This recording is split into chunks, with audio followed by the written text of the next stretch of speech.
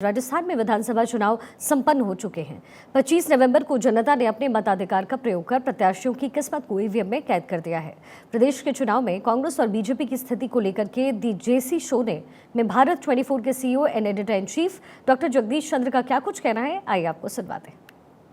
क्या राजस्थान में गहलोत फिर से सरकार बनाएंगे? क्या चौथी बार उनकी जो मुख्यमंत्री बनने की अभिलाषा है वो पूरी होगी?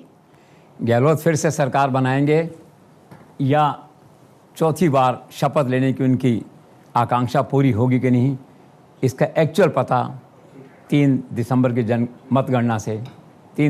मतगणना से लगेगा। लेकिन एक तय है कि फ़िलहाल इस मोमेंट पे अशोक गहलोत पूरे तौर पे आश्वस्त हैं कि वो सरकार बनाने जा रहे हैं। लेकिन सट्टा बाज़ार और जो आकलन हैं, जो सर्वेज हैं बाज़ार के, वो सारे अभी भाजपा की बढ़त दिखा रहे हैं। फलोदी सट्टा बाज़ार 120 से 123 भाजपा, कांग्रेस 62, 65, 67, 72 इस तरह से जो है। इसके अलावा एबीपी ने सर्वे किया, इंडिया टीवी ने सर्वे किया, कुछ और संस्थाओं ने सर्वे किया। सबका कहना यह है कि 115 से 118, 118 से 125 के बीच में भाजपा है और 62 से लेकर के 82 के आसपास जो है कांग्रेस है। जैसा खुद अशोक गहलोत का आकलन है कि आज वो 80-82 के आसपास जो है वो स्टैंड कर रहे हैं। एकमात्र सर्वे ऐसा है देश में जिसने कांग्रेस सरकार बनने की भविष्यवाणी की है। उनका कहना यह है कि कांग्रेस को 110 सीटें मिलेंगी और भाजपा को 82 के आसपास सीटें उसकी रहेंगी।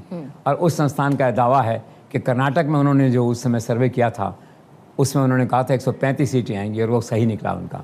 हिमाचल में उन्होंने कहा था कि 45 आएंगी तो 40 सीटें आई वहाँ पे।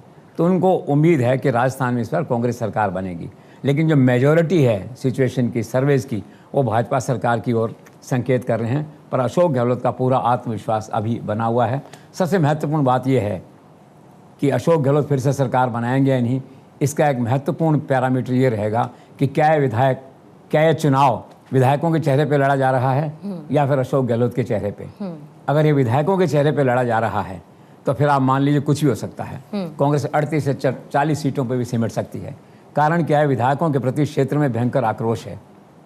पटवारी से लेकर कलेक्टर तक का ट्रांसफ़र, थानेदार से लेकर एसपी का ट्रांसफ़र, उसमें हस्तक्षेप की शिकायतें, रोज़मर्रा के प्रशासन में हस्तक्षेप की शिकायतें, भ्रष्टाचार की शिकायतें।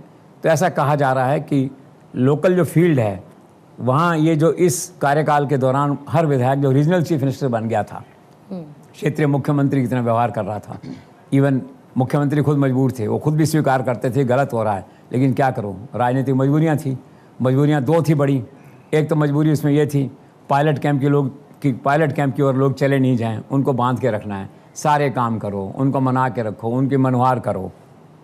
दूसरी मजबूरी थी चुनाव के लिए पैसा एआईसीसी हर मुख्यमंत्री को भेजना होता है, वो भेजना था। तो ये दोनों कारणों से क्या हुआ, शासन पंगु हुआ फील्ड के अंदर, जिसे कहते हैं। अशोक गहलोत खुद का जो गुड गवर्नेंस का नारा था वो पिटा।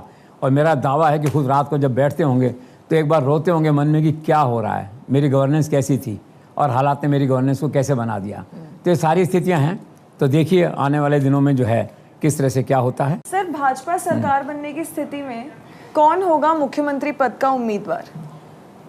ये तो बड़ा रेलेवेंट सवाल है, क्योंकि अब आधे सर्वे तो कह ही रहे हैं कि संभावना है ही बनने की। अब बने ना बने अलग बात है। अशोक गहलोत का वो सही हो जाए व्यक्ति जिसने कहा कि 110 सीट लेकर अशोक गहलोत आएंगे।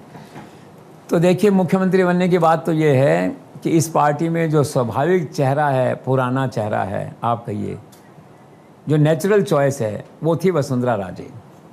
मैंने थी शब्द काम में लिया है एक बार, एट द मोमेंट वर्तमान काल में वो थी एक तरह से। तो अगर ऐसा होता है कि उनके चेहरे को आगे रख के और नरेंद्र मोदी के मेन चेहरे पे अमित शाह की रणनीति से चुनाव लड़ा जाता तो चुनाव जीतने की संभावना भी ज़्यादा थी। हालांकि उनका दावा है कि हम आज भी जीत रहे हैं, 140 तक जा रहे हैं, ठीक है। तो वसुंधरा राजे नेचुरल चॉइस होती, मुख्यमंत्री बन जाती, लेकिन ऐसा हुआ नहीं। तो आज की जो ग्राउंड रियलिटी है उसमें वसुंधरा राजे सामने नहीं है एक तरह से, ठीक है। डेस्टिनी यू कांट चेंज, लेकिन आज की जो स्थिति है, तो आज की स्थिति में तो है कि गजेंद्र सिंह शेखावत ही मुख्यमंत्री पद के एक चॉइस दिखते हैं। और मैं 4 साल से बाद जेसी शो में कह चुका हूँ कि आला कमान ने पिछले 4 वर्षों उन्हें ग्रूम किया है राजस्थान में, एक भावी मुख्यमंत्री के रूप में, एक शैडो चीफ मिनिस्टर के रूप में, एक विपक्ष के प्रमुख नेता के रूप में, दैट वे जो है। और दूसरी बात है वसुंधरा का जो सवाल आता है, तो आला कमान का नीतिगत फैसला है कि पुरानी पीढ़ी को रिप्लेस करना है यंगर जनरेशन से। हमें ऐसे व्यक्ति चाहिए जो यंगर जनरेशन हो, जो कि 10-15 साल राज कर सकें, अगर एक बार उनको राज हम सौंप दें तो। तो गजेंद्र सिंह शेखावत उस श्रेणी में आते हैं। तो ये है। बाकी नाम लेने के अंदर तो आप वैष्णव का नाम लीजिए, मेघवाल का नाम लीजिए, दिया का नाम लीजिए, और कई लोगों के आप नाम ले सकते हैं। सीपी का लीजिए, राजेंद्र राठौड़ के समर्थक भी कहते हैं कि हम भी हैं, संभावित उम्मीदवार हो सकते हैं। लेकिन स्वाभाविक तौर पे मेरा आज भी आकलन यही है, अगर सरकार बनती है भाजपा की तो Gajendra Singh Shekhawat is a natural contender who has been groomed by the party for 4 years।